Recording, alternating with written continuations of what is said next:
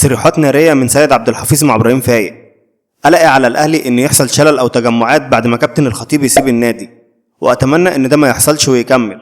ولازم لعيبة الفريق تعرف يعني إيه الأهلي، وبالذات الصفقات الجديدة كلها وعلى رأسهم تريزيجيه، ده أول واحد.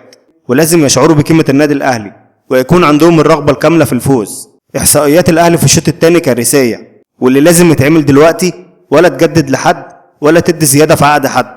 دلوقتي الأهلي عنده مشكلة ولازم نحلها في أسرع وقت. الدوري بيروح مننا، واستهتاركم للفرص والتقليل من الخصم خلاكم كنتوا هتخسروا في الشوط الثاني من إنبي، وتحمدوا ربنا إن الهدف الثاني لإنبي ما اتحسبش. الأهلي دلوقتي محتاج يتعاقد مع لاعب واثنين وثلاثة، محتاج قلب دفاع ومحتاج ظهير أيسر ومهاجم يشبه وسام أبو علي.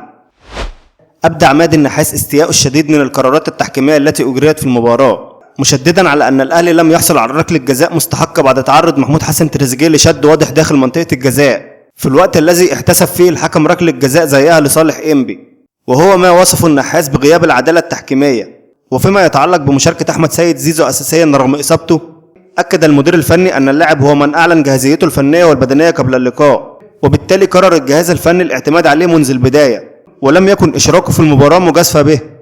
أما بالنسبة للاعبي الفريق فبعتبرهم بشدة على غياب الروح القتالية وعدم الإحساس بقميص النادي الأهلي.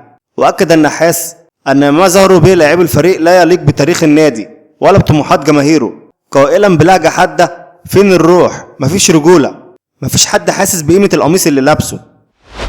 عماد متعب يفتح النار على نجوم الأهلي، وأوضح أن بعض اللاعبين ظهروا بمحاولات فردية في اللحظات الأخيرة من اللقاء، بينما غاب عن الأغلبية التركيز والجدية، وكأن النتيجة لم تفرق معهم سواء كانت فوزا أو تعادلا أو خسارة. من الساحل الشمالي، أول قرار من الخطيب بعد تعادل الأهلي مع إنبي، قرر الكابتن محمود الخطيب رئيس النادي فرض عقوبات مالية مغلظة على اللاعبين المخالفين للنظام الداخلي والانضباط داخل الفريق الأول لكرة القدم بالنادي الأهلي، في خطوة تهدف إلى تصحيح مسار الفريق بعد البداية غير المستقرة للموسم الحالي. وقال محمود الخطيب أن الهدف من هذه الإجراءات هو رفع مستوى الانضباط داخل الفريق والتزام اللاعبين بتعليمات الجهاز الفني، مؤكدا أن العقوبات المالية لن تقتصر على الغرامات، بل قد تشمل إجراءات إضافية في حالة تكرار المخالفات لضمان عدم تأثير السلوكيات الفردية على أداء الفريق الجماعي. كشف مصدر داخل الأهلي أن احتفال تريزيجيه جاء كرد فعل مباشر على الانتقادات التي تعرض لها من جانب بعض جماهير النادي خلال الفترة الأخيرة بسبب مستواه المتذبذب، إضافة إلى تعليقات ساخرة وجهت له أثناء المباراة. وشدد المصدر على أن تريزيجيه أصر على إظهار موقفه بعد الهدف، لكنه أكد التزامه الكامل مع الفريق واستعداده للمشاركة في أي لقاء قادم بشكل احترافي مع احترام تعليمات الجهاز الفني بقيادة عماد النحاس المدير الفني للفريق. كما أعلن الجهاز الطبي بالنادي الأهلي عن مدة غياب أحمد سيد زيزو صانع ألعاب الفريق بعد إصابته في العضلة الضمة خلال مباراة اليوم أمام إنبي. وأكد مصدر داخل الجهاز الطبي في النادي الأهلي أن اللاعب سيخضع لبرنامج علاج وتأهيل يمتد لعدة أسابيع، حيث من المتوقع أن تصل فترة غيابه إلى 3 أسابيع بحسب تقييم الحالة الأولية والفحوصات الطبية التي أجريت للاعب.